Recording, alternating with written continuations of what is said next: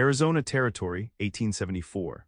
The unforgiving sun beat down on the parched earth as Zeke Callahan pulled his bandana over his nose, squinting against the dust cloud kicked up by the cattle herd. At 25, he'd already spent 7 years driving cattle across the territory, and he'd come to believe one thing with absolute certainty: the frontier was no place for love. Only survival mattered out here, where a man could die from a snake bite, an Apache arrow, or a bandit's bullet before he had time to say a proper prayer. "Keep them moving," he shouted to his fellow cowboys as they guided the herd toward a narrow pass. His lean, muscular frame sat easy in the saddle, years of hard riding evident in his posture. Beneath his wide-brimmed hat, sun-bleached brown hair curled slightly at the nape of his neck, and his clean-shaven face was bronzed by constant exposure to the elements. His blue eyes, described by more than one saloon girl as piercing, scanned the horizon constantly, alert for trouble. Zeke had watched too many men lose themselves to heartache out here. His own father had withered away after his mother died of fever, leaving Zeke to fend for himself at 16. He'd learned his lesson well: attachments were dangerous. A man survived longer if he relied only on himself. Love was a weakness the frontier exploited mercilessly. What Zeke wanted was simple enough: to save enough money to buy his own modest spread, run a few cattle, and live by his own rules. No attachments, no responsibilities to anyone but himself. He figured another year or two of drives would give him enough to stake his claim.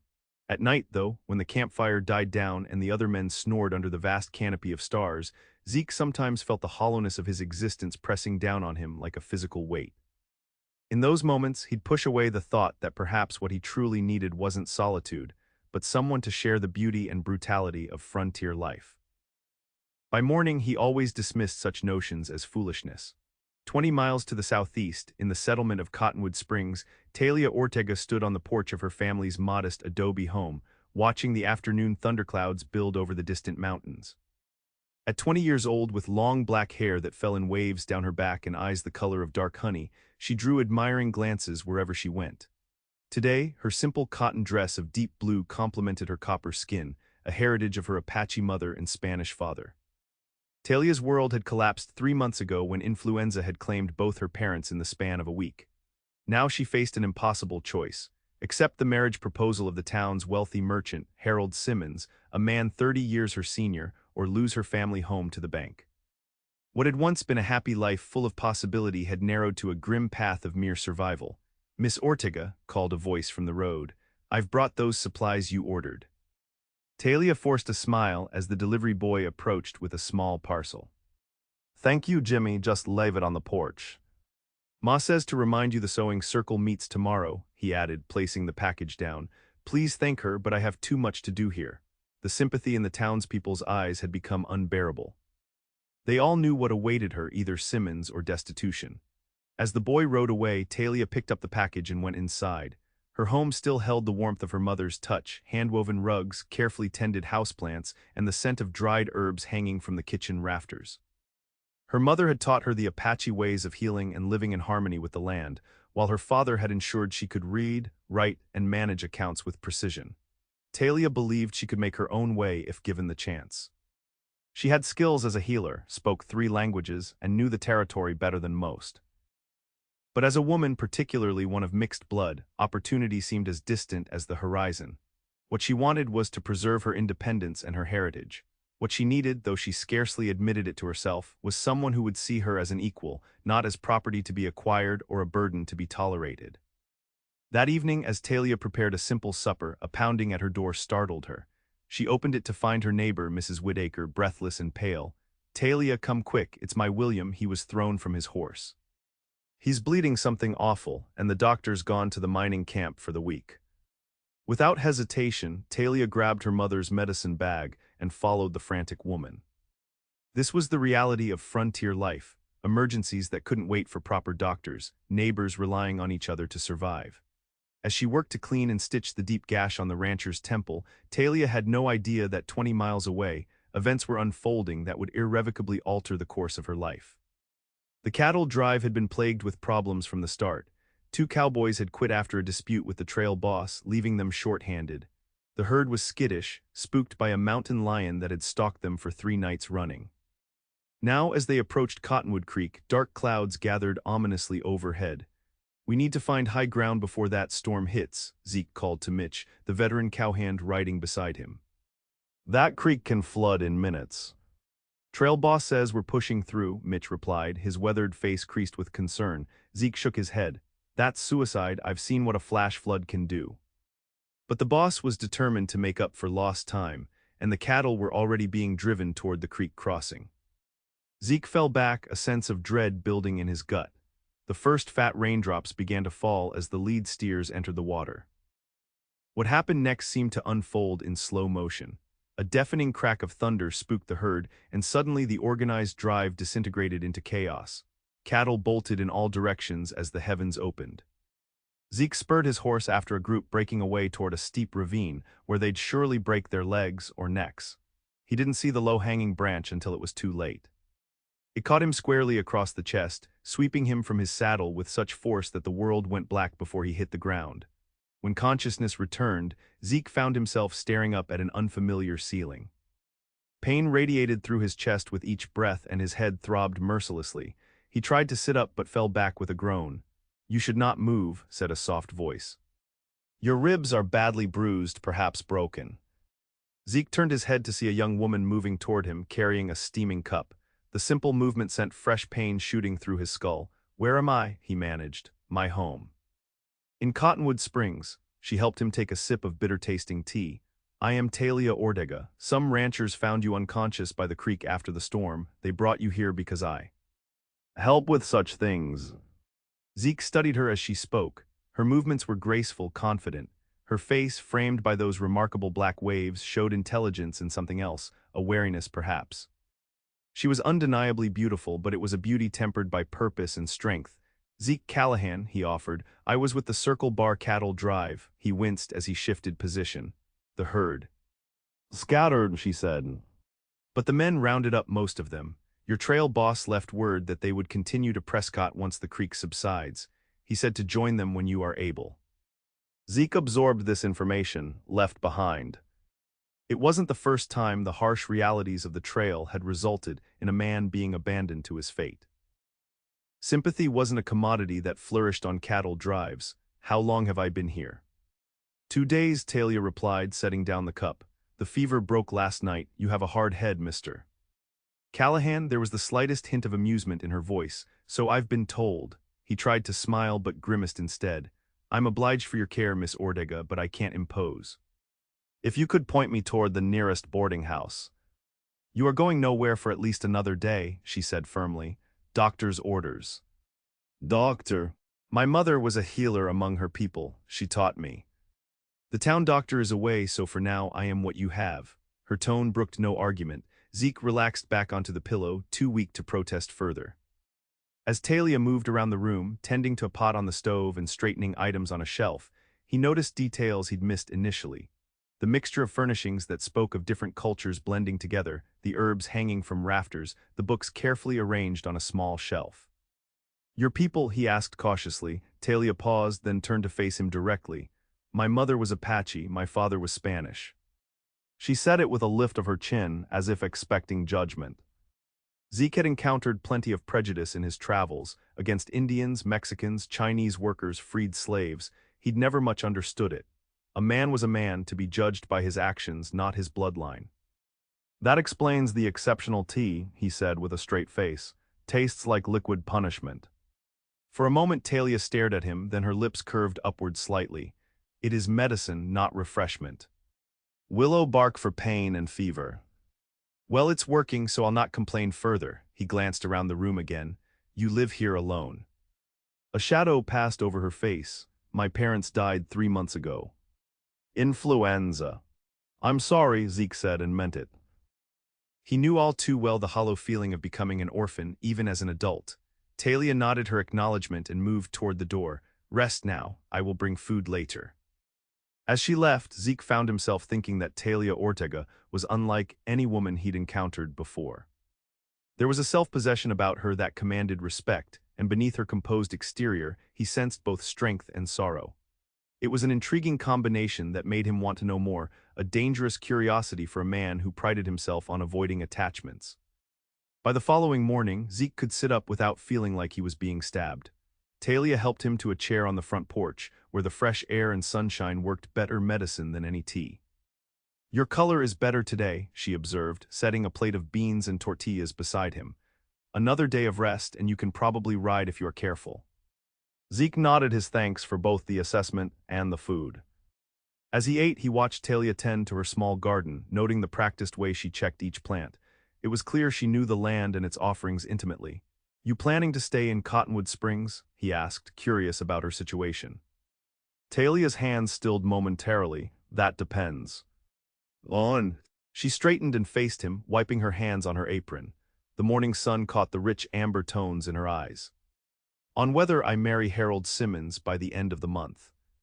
Zeke nearly choked on his beans. Simmons, the fellow who owns the mercantile. He recalled seeing the man during previous passes through town, a portly, balding businessman at least in his 50s.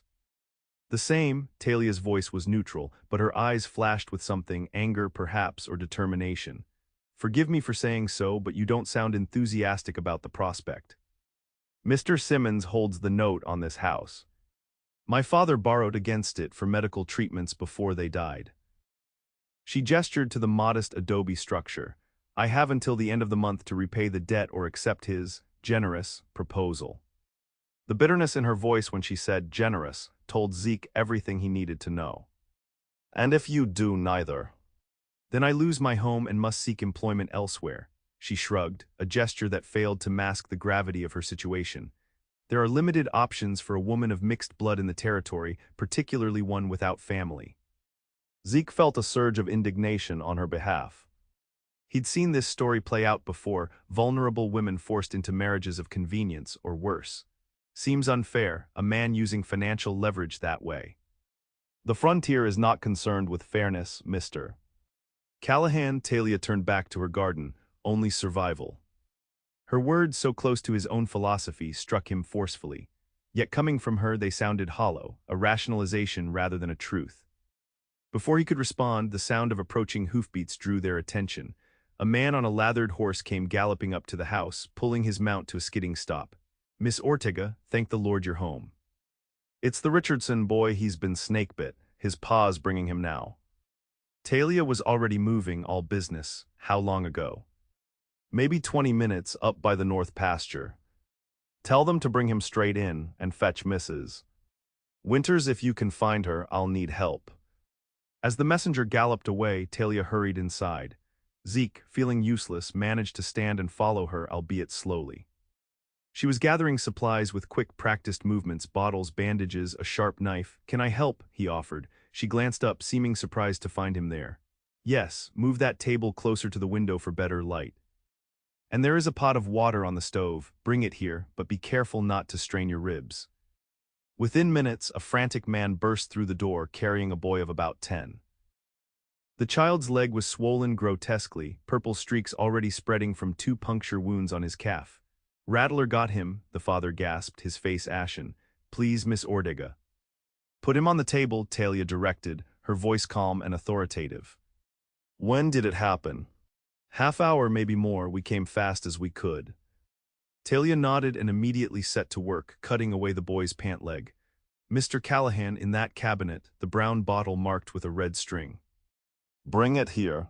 Zeke did as instructed, watching as Talia worked with focused intensity. She cleaned the wound, made several small incisions around the bite, and applied a poultice of herbs mixed with something from the bottle he'd retrieved. All the while she spoke soothingly to the terrified child. An older woman arrived, Mrs. Winters, presumably, and without a word took up position opposite Talia, assisting with practiced familiarity. Together they worked over the boy for nearly an hour while his father paced and prayed. Finally, Talia straightened. "The worst is past," she told the anxious father. "The venom has been drawn out as much as possible. He needs to stay still and drink plenty of water. I've given him medicine for the pain and to fight infection." The father's shoulders sagged in relief. "Miss Ortega, I don't know how to thank you." "No thanks needed, Mr. Richardson." "But he should stay here overnight so I can monitor him. You're welcome to stay as well." The man nodded gratefully, moving to his son's side as the boy drifted into an exhausted sleep. Mrs. Winters began cleaning up, giving Talia a respectful nod. "You've got your mother's gift, child. She'd be proud." When the older woman had gone and Richardson was settled in a chair beside his son, Talia finally stepped outside. Zeke followed, noting the trembling in her hands now that the emergency had passed. "That was impressive," he said quietly. Talia leaned against the porch railing, taking deep breaths. "It was my mother's knowledge, not mine. I only remember what she taught me." "You saved that boy's life." She shrugged, but he could see she was affected by his praise. "Perhaps. The Richardson family has no money to pay, but they will bring vegetables from their garden and maybe a chicken when they can spare it. That is how things work here." Zeke found himself moved by the simple economy of frontier medicine, lives saved not for money, but for community survival. He'd experienced the harshness of territory life, but had rarely stopped to appreciate its interconnectedness. "Does the town know what they'll lose if you leave?" he asked impulsively. Talia gave him a sharp look. "They know, but what can they do? People here are just getting by themselves." She straightened, composure returning. "You should rest, Mr. Callahan. Your ribs won't heal if you keep moving about." As she turned to go back inside, Zeke found himself saying, "Zeke. My name is Zeke." She paused, then nodded slightly. "Rest, Zeke, doctor's orders." That night, unable to sleep, Zeke sat on the porch watching the stars. His thoughts kept returning to Talia, her skill with the snake-bitten boy, her precarious situation, the quiet dignity with which she faced an impossible choice. For the first time in years, he felt the stirring of something he'd long suppressed, the desire to help someone else, to be involved in another's fate. It was dangerous territory for a man who'd built his life around self-reliance and emotional distance. Yet as he gazed at the vast desert sky, Zeke Callahan began to wonder if perhaps he'd been wrong about the frontier, if survival alone wasn't enough of a purpose after all. The next morning brought unexpected company. Zeke was helping Talia change the dressings on young Richardson's leg when hoofbeats announced a visitor. Through the window, he saw a well-dressed man dismounting from an expensive-looking horse. Talia's face tightened almost imperceptibly. "Mr. Simmons," she said quietly. The merchant entered without knocking, his florid face registering surprise at finding Zeke there. He was exactly as Zeke remembered from previous visits to the mercantile, portly, self-important, with small eyes that missed nothing. "Talia, my dear," Simmons said, removing his hat. "I heard about the Richardson boy and thought I would check on your welfare." His gaze shifted to Zeke, narrowing slightly. "I wasn't aware you had another patient." "Mr. Callahan was injured during the storm," Talia explained, her tone carefully neutral. "The ranchers brought him here since the doctor is away." Simmons nodded, though his expression remained suspicious. "Most fortunate for him." He turned his attention to Richardson. "Thomas, I trust your boy is improving. Talia is quite skilled, isn't she?" The farmer nodded gratefully. "Don't know what we'd have done without her, Mr. Simmons." "She's a blessing to this town." "Indeed she is." Simmons smiled at Talia in a way that made Zeke's jaw tighten. "A fact I'm well aware of." He reached into his coat and pulled out an envelope. "I've brought the papers we discussed, my dear. No rush, you still have time to consider my offer. Though I must say, seeing you work your healing magic only confirms my admiration."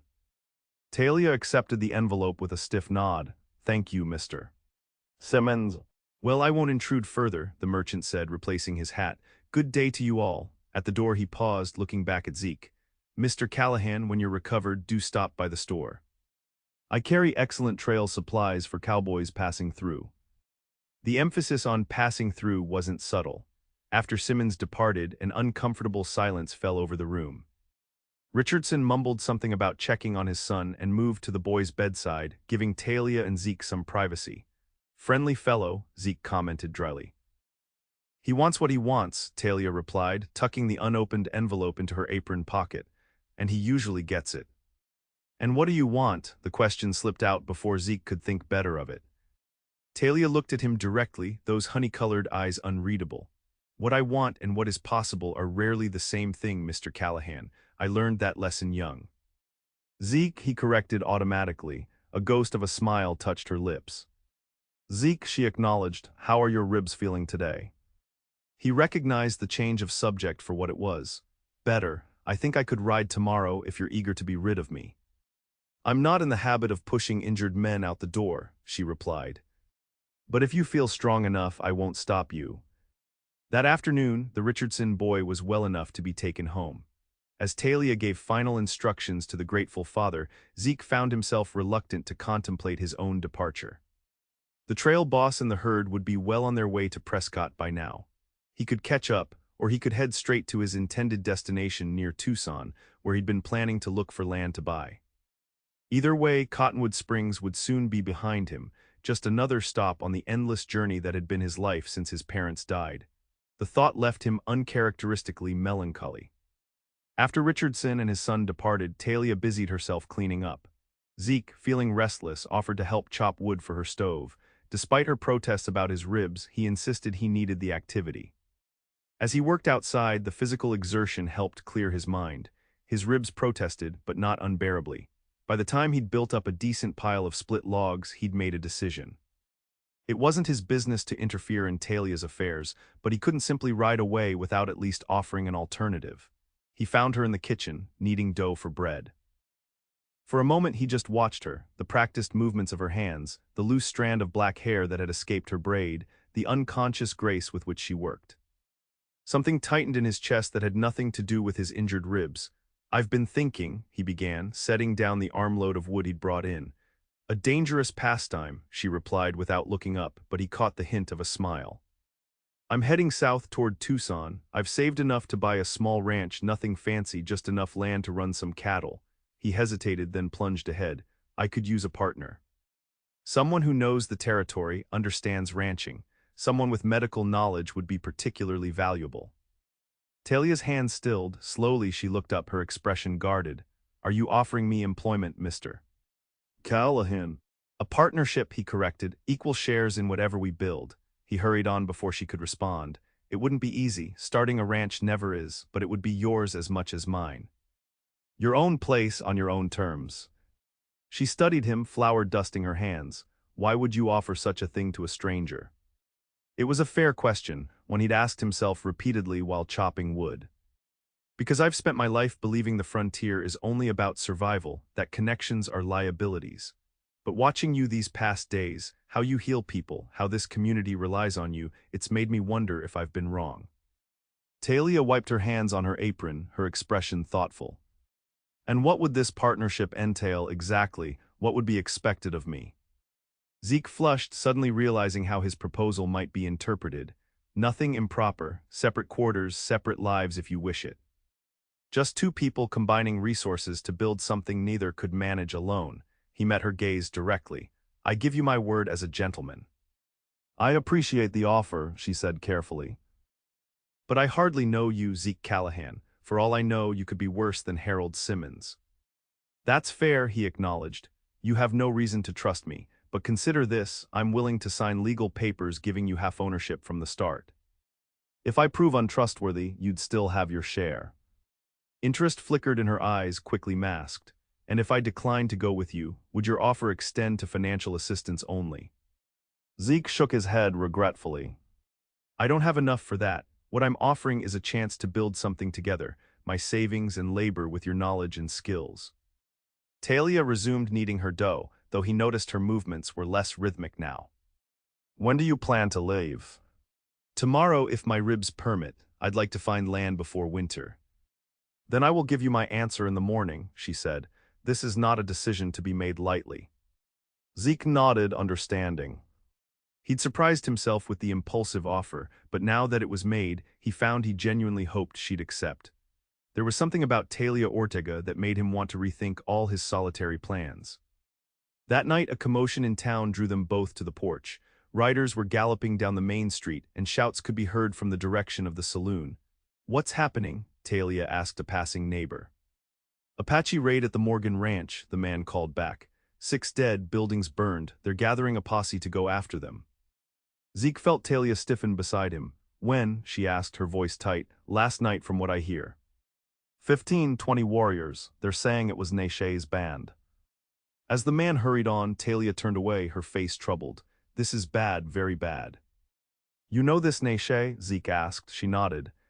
Was a friend of my mother's people. A peace chief, not a war leader. He signed the treaties, urged his people to accept reservation life." She looked at Zeke, her eyes filled with apprehension.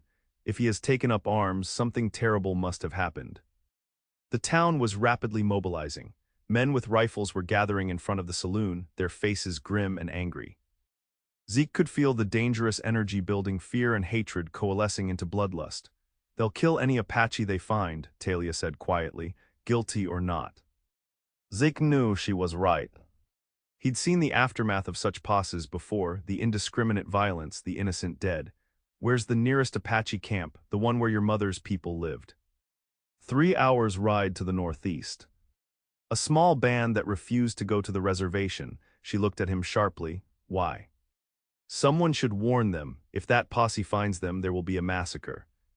Talia's expression changed from suspicion to something like hope. You would help them. I have no quarrel with the Apache, Zeke said, and I've seen enough killing to know that vengeance rarely finds the right target. For a long moment, Talia studied him, as if seeing him truly for the first time.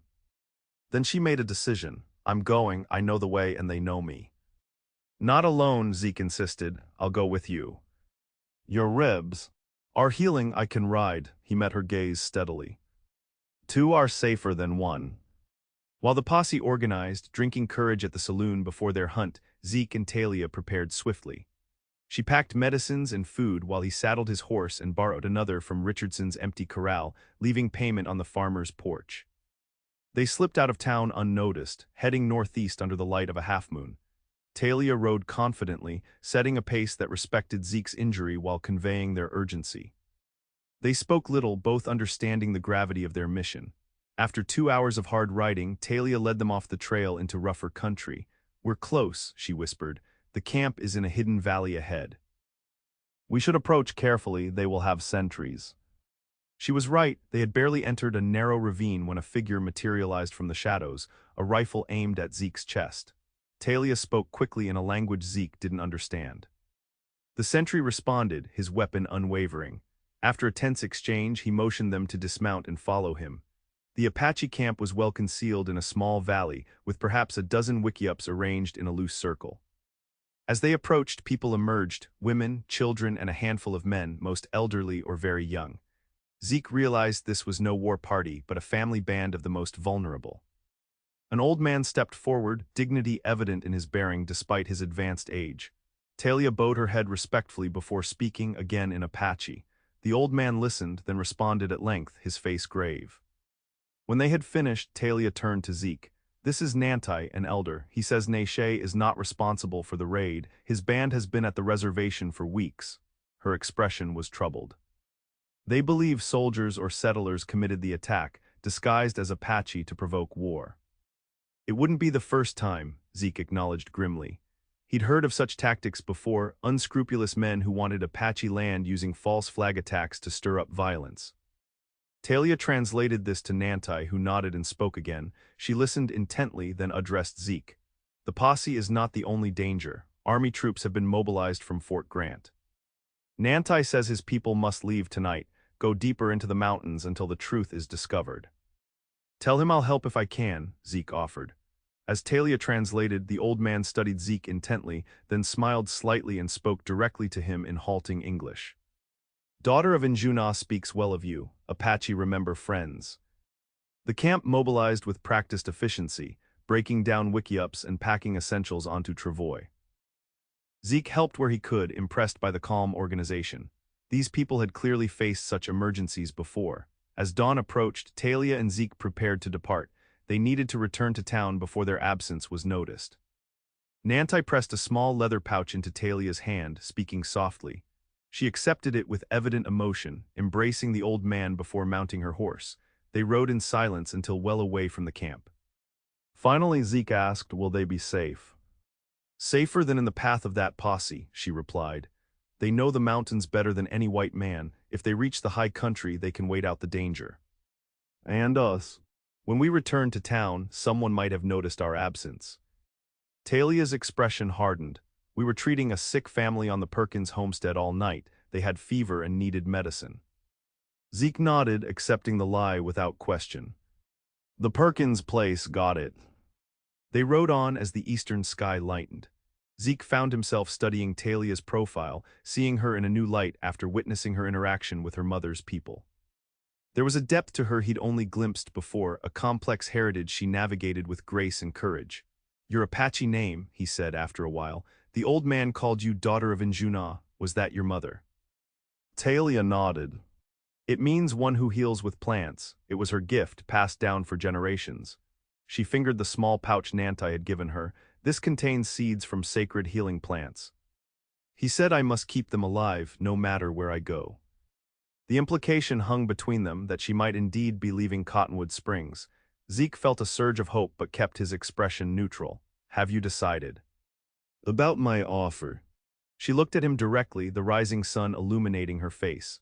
I have questions first. Why would you trust me, a half-Apache woman you barely know with half your dreams? The truth, please. It was a fair demand. Zeke considered his words carefully. When I was 16, after my father died, I worked for a rancher near Santa Fe. He was a hard man but fair. His wife was Pueblo Indian, the best horsewoman I've ever seen and twice as smart as her husband. He smiled at the memory. They built something real together, something neither could have managed alone. It wasn't just a marriage or a business, it was a partnership of equals. He met her gaze steadily. I've been alone a long time, Talia. I thought that was the only way to survive out here. But watching you these past days, how you heal, how you move between worlds, how you face impossible choices with dignity, it's made me wonder if perhaps I've been wrong all these years. Maybe survival isn't enough. Maybe there's something to be said for building something meaningful, even in this harsh place. Talia studied him, her expression thoughtful. And if I said yes, what then? Then we head south together, find good land and build something that's ours. He shrugged, wincing slightly as his ribs protested. I can't promise it will be easy, but I can promise you'll never be treated as property or as less than an equal partner. She rode silently for several minutes, considering. Finally she said yes. Yes, Zeke felt his heart leap unexpectedly. On two conditions, she continued. First, as you said, legal papers establishing my equal ownership. Second, I bring my mother's medicines and healing practices. I won't abandon that part of who I am. I wouldn't want you to, Zeke replied honestly. Your healing skills are part of what makes you valuable as a partner, he added hastily. A smile touched Talia's lips, the first genuine one he'd seen. Then we have an agreement, Zeke Callahan. May neither of us come to regret it. They reached town as the morning activity was beginning. The posse had departed hours earlier, leaving Cottonwood Springs unnaturally quiet. Talia and Zeke separated at her house, agreeing that he would secure the legal papers while she prepared for departure. 2 days, she said. I need to settle accounts and say goodbyes. Zeke nodded. I'll be ready. He headed to the town lawyer's office, feeling strangely lightened despite the risks they'd taken and the uncertain future ahead. For the first time in years, his path forward seemed to have purpose beyond mere survival. The lawyer, a crusty old man named Jenkins, raised his eyebrows at Zeke's request but drafted the partnership agreement without excessive comment. Not my business how a man spends his money, he muttered, though his tone suggested otherwise. But she's a good girl, that Ortega woman, shame about her folks.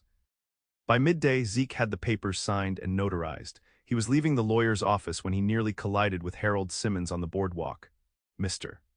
Callahan, the merchant said coldly. I understood you were recuperating at Miss Ortega's. Seems you've made a remarkable recovery. Good care, Zeke replied neutrally. Miss Ortega has a healing touch. Simmons's eyes narrowed, indeed. One might almost think she worked magic, the way men seem entranced after her. Treatments. He stepped closer, lowering his voice. A word of advice, cowboy. Talia Ortega has obligations in this town, obligations to me. Whatever notion you've taken about her, I suggest you leave it behind when you ride out, which I presume will be very soon. Zeke held the man's gaze, fighting the urge to introduce his fist to Simmons's fleshy face. I've always found that a lady's obligations are her own business, Mr. Simmons. Perhaps in the cow camps where you normally reside, the merchant sneered. In civilized society, contracts and debts are taken seriously. Miss Ortega owes me a considerable sum, one I've been generous enough to offer to forgive in exchange for her hand. Very generous, Zeke agreed, his tone making it clear he thought it was anything but, good day, Mr. Simmons. He turned to leave, but Simmons caught his arm. She won't leave with you, cowboy. Make no mistake about that. Zeke gently but firmly removed the man's hand. That's for Miss Ortega to decide, isn't it? With that, he walked away, the partnership papers secure in his saddlebag. When he returned to Talia's home, he found her sorting through possessions, deciding what to take and what to leave. She looked up as he entered, her expression troubled.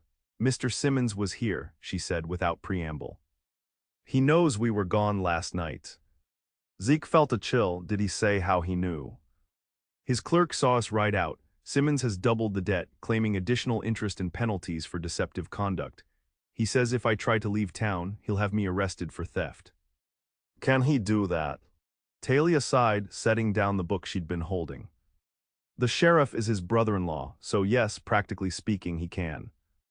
Zeke felt anger rising. How much is the debt now? $800, impossible.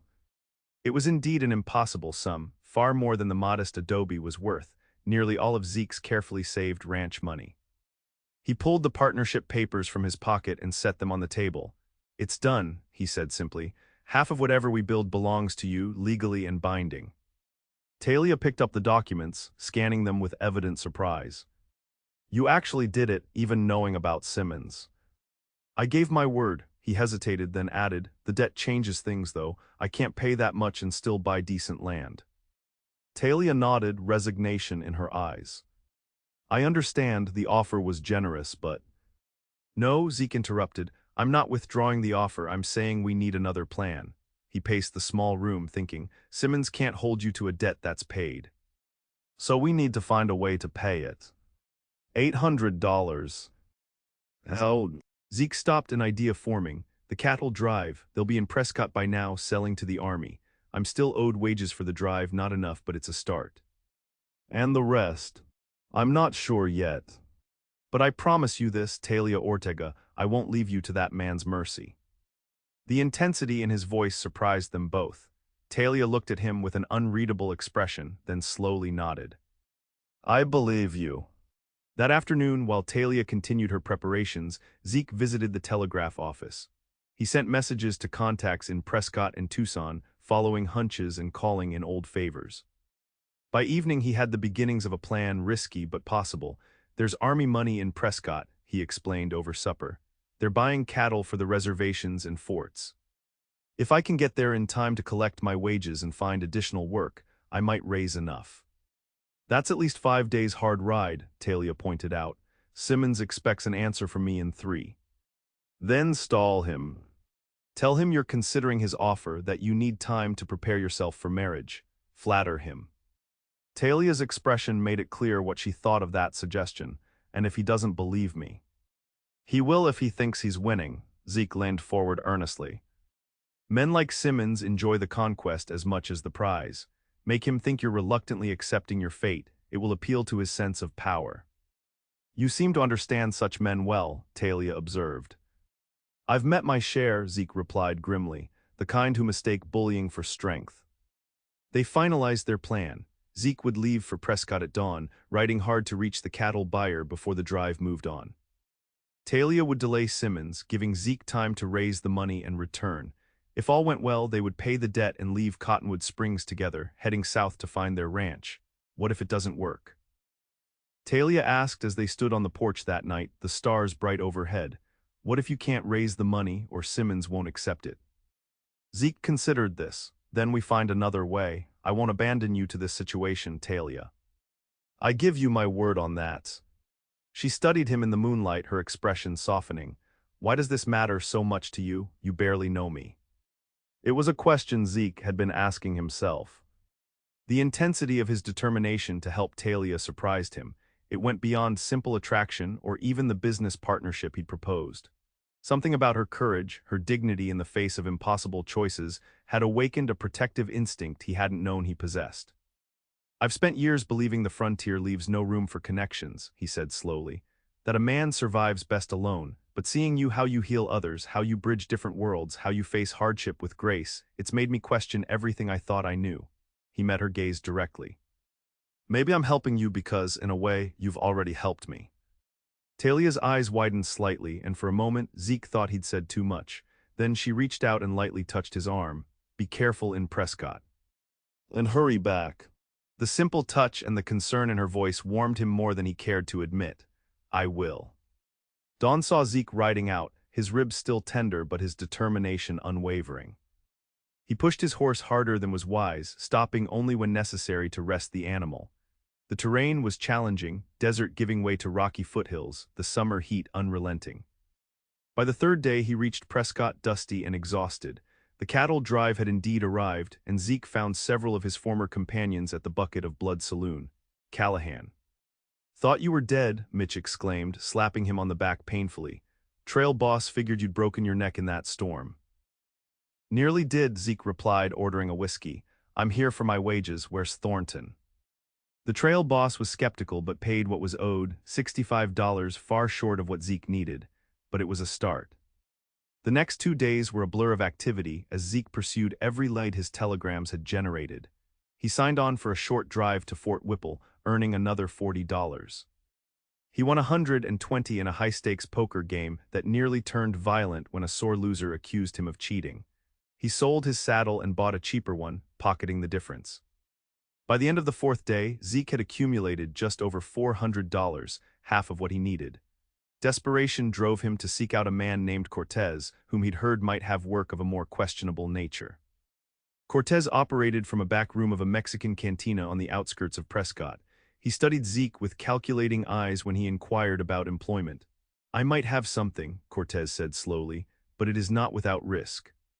A shipment of gold dust coming down from the mountains needs protection. There are those who might try to relieve the miners of their profits." Zeke understood what wasn't being said. This wasn't official security work, but something shadier. "How much?" "400 for 3 days' work, half now, half when the shipment arrives safely." It was exactly what Zeke needed, but the timing was tight and the work was clearly dangerous. If something went wrong, he might never make it back to Cottonwood Springs and to Talia. "When do we leave?" he asked. "Tomorrow dawn." Cortez slid a small bag across the table.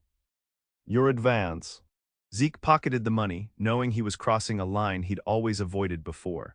But the image of Talia forced into marriage with Simmons drove him forward. Some risks were worth taking. The job was as dangerous as Zeke had feared. The small party of guards escorted 6 miners and their valuable cargo through territory notorious for bandit activity. On the 2nd day, they were ambushed. Gunfire exploded from the rocks above the trail, and 2 guards fell immediately. Zeke dove from his horse, dragging one of the miners to cover behind a boulder. For 20 minutes, the air was filled with the crack of rifles and the acrid smell of gunpowder. Zeke fired carefully, making each shot count. When it was over, 3 bandits lay dead, along with 2 guards and one of the miners. "You earned your pay today, amigo," Cortez told him as they buried their dead. "Not many men keep their heads in a firefight like that." The next day, they delivered the shipment to a bank in Prescott. Cortez handed Zeke the remainder of his payment plus a bonus. "For exceptional service," he explained. "If you ever need more work, find me." Zeke counted his money, just over $900. Enough to pay Simmons with a little left over, but he'd lost precious time. It was already the 6th day since he'd left Cottonwood Springs. Talia had asked for only 3 days' delay from Simmons. He bought the fastest horse he could find and rode out immediately, pushing the animal to its limits. The return journey was a blur of dust, fatigue, and growing anxiety. Had Talia been able to stall Simmons? Or had the merchant already forced her hand? On the morning of the 8th day, Zeke rode into Cottonwood Springs, his horse lathered and his body aching from the punishing pace. He headed straight for Talia's house, dread building when he saw the door standing open and no sign of activity. "She's gone," said a voice behind him. Zeke turned to find Mrs. Winters watching him from across the street. "Gone where?" he demanded. "Married." The old woman crossed to join him, her face grim.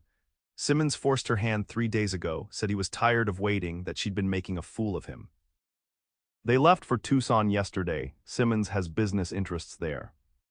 The news hit Zeke like a physical blow. After everything, he'd failed her.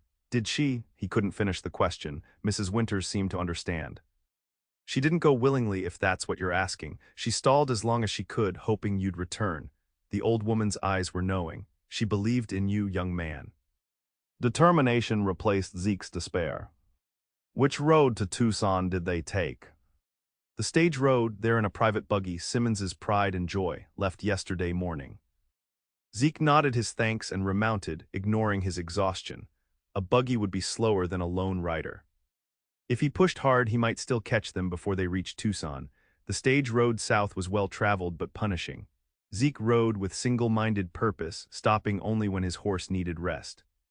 By late afternoon, he spotted a dust cloud ahead, a vehicle moving at a steady pace. Drawing closer, he recognized Simmons's ostentatious buggy with its polished wood and brass fittings. The merchant was driving with Talia seated beside him, her posture rigid. Neither had noticed his approach. Zeke urged his horse alongside the buggy. "Afternoon, folks," he called. Simmons jerked in surprise, nearly losing control of the horses. "Callahan, what the devil?"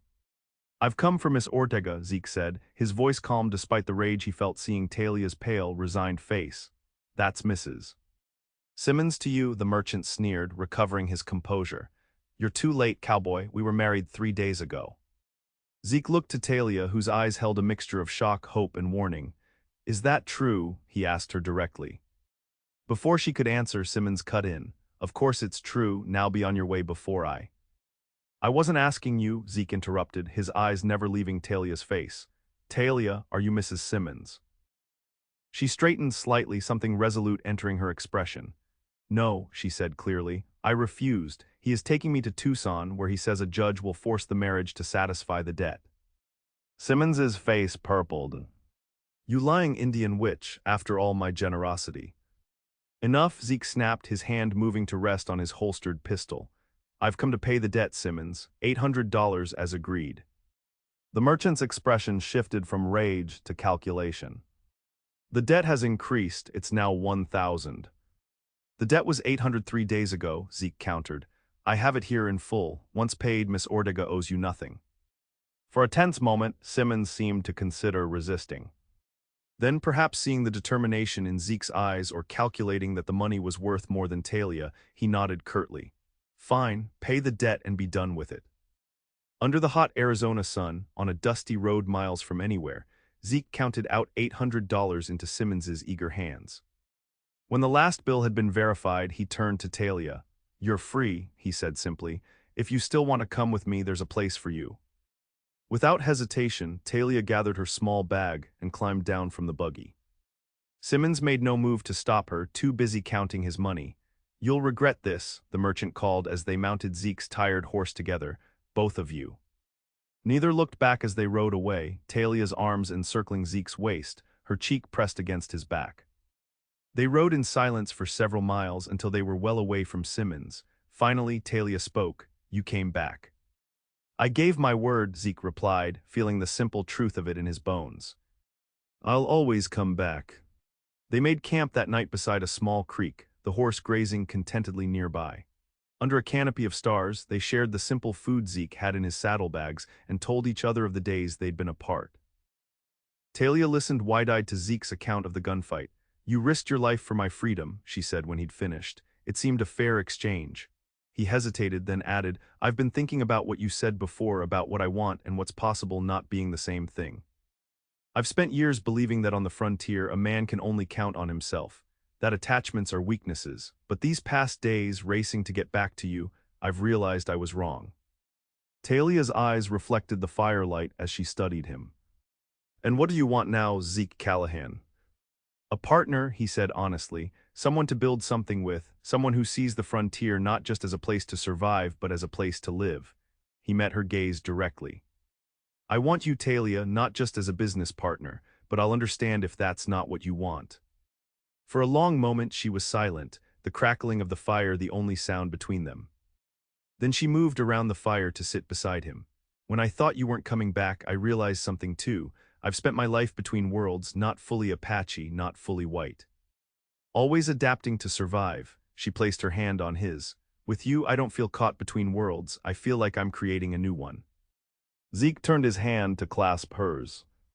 "Is that a yes?" The smile that lit her face was answer enough, but she said it anyway. "Yes." Under the vast Arizona sky, with the future stretching before them as wide and promising as the frontier itself, Zeke Callahan finally understood what had been missing from his solitary existence. Not just companionship, but purpose. Not just survival, but the chance to build something meaningful with someone who challenged everything he thought he knew about the harsh land he called home. As he leaned forward to kiss Talia, tentatively at first, then with growing certainty as she responded, Zeke knew that his long-held belief had been wrong. The frontier wasn't just a place that stripped men down to their basest instincts for survival. It was also a place where the most unlikely connections could form, where a cowboy with a guarded heart could find his match in a healer of mixed blood, where two souls from different worlds could forge something new and stronger than either could build alone. 3 months later, Zeke and Talia stood on the porch of their newly constructed ranch house, surveying their domain. The modest spread near Tucson wasn't much to look at yet. A sturdy cabin, a small corral with a dozen cattle, and the beginnings of a garden where Talia had planted both vegetables and the sacred healing plants from Nanti's pouch. The Ortega Callahan Ranch, Talia said, testing the sound of it. It has a good ring to it. That it does, Zeke agreed, his arm around her shoulders, though not as good a ring as Mrs. Callahan. Talia smiled up at him, the simple gold band on her finger catching the sunset light. Their wedding 2 weeks earlier had been a quiet affair, witnessed by a handful of neighbors and the Apache elder Nanti, who had traveled from the mountains to give his blessing. Their life together was taking shape, not without challenges, but full of the kind of purpose Zeke had never imagined possible. Talia's healing skills had already earned her respect in the scattered community, while Zeke's knowledge of cattle was slowly building their herd. "Do you ever regret it?" Zeke asked suddenly. "Coming with me, we work from dawn to dusk and we're still barely getting by." Talia considered this, her hand resting lightly on her stomach where their first child was just beginning to show. "I regret nothing," she said firmly. "We're building something that belongs to us both, something our children will inherit. That's worth every hardship." Zeke nodded, understanding completely. The frontier had taught him that survival alone wasn't enough to truly live. It took courage to build, to connect, to love in a land that could be so unforgiving. But standing there with Talia, watching the sun set over what they'd created together, Zeke Callahan knew with absolute certainty that he'd found the one thing he'd never believed possible in the Wild West: a home, not just of place, but of heart.